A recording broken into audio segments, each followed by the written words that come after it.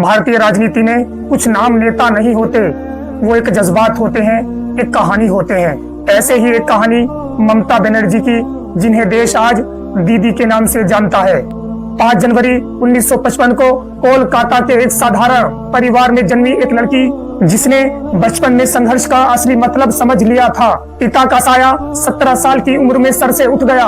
उस दर्द ने उन्हें तोड़ा नहीं, बल्कि लोहे जैसा मजबूत बना दिया। छात्र राजनीति से संसद तक का कोई आसान रास्ता नहीं था। 1984 उन्होंने दिग्गज नेता सोमनाथ चटर्जी को हराया था।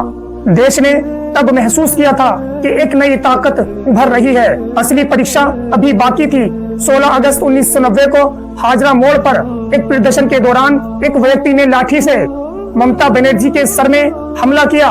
इस हमले में ममता बनर्जी बुरी तरह से घायल हो गई थी। उनके सर से खून के फुव्वारे निकल रहे थे। पूरा जिस्म खून से लथपथ हो गया था। शायद उनकी जगह कोई और होता तो सहन ना कर पाता, लेकिन वो रुकी नहीं। सर पर पट्टी बांधकर सड़क पर निकल गईं। यहीं से जन्म होता है दीदी का। अटल बिहारी वाजपेयी सरकार में ममता बनर्जी को रेल मंत्रालय तक भी दिया गया था। ममता बनर्जी के सामने कई सारे उतार चढ़ाव देखने को मिले। ममता बनर्जी को कई बड़ी ताकतों से सामना करना पड़ा। साल आता है 1997। ममता बनर्जी ने एक बड़ा फैसला लिया, अपने आप को कांग्रेस पार्टी से अलग किया और उसी दौरान अपनी पार्टी का गठन किया, जिस पार्टी का नाम रखा टीएमसी। ममता बनर्जी ने जब पार्टी बनाई, उस पार्टी बनाने के बाद एक नारा दिया था, माँ, माटी और मानुष, और यही नारा लेकर लोगों के बीच पहुंची और यही नारा बंगाल की राजनीति का बड़ा मुद्दा बन गया। साल आता है वो अहम 2011। 34 साल पुराना वामपंथी किला ढह गया और बंगाल की जनता ने चुना अपनी दीदी को, और पश्चिम बंगाल की मुख्यमंत्री के रूप में शपथ ली ममता बनर्जी जी ने। हवाई चप्पल, सफेद साड़ी, सीधी भाषा, तीखा अंदाज, वो बदलती नहीं हालात चाहे सामने कैसे ही हो जाएं।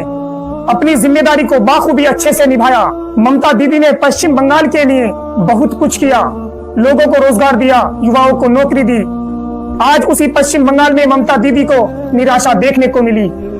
एक महिला होते हुए पूरे सिस्टम से लड़ गई। चुनाव के दौरान वो हार गई। आप चुनाव भले ही हार गई हो, लेकिन आपने हिम्मत बिल्कुल भी नहीं हारी।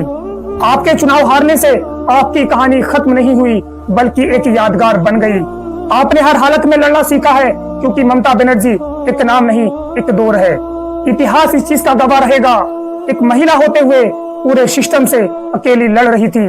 ममता बनर्जी ने पश्चिम बंगाल की 3 बार शपथ ली है, और ये महिला के लिए एक बहुत बड़ी बात है। महिला होते हुए पूरे सिस्टम से अकेली लड़ने निकल पड़ी और चुनाव के दौरान सिस्टम से हार गई। पश्चिम बंगाल की मुख्यमंत्री रहते हुए ममता बनर्जी ने पश्चिम बंगाल में बहुत विकास किया।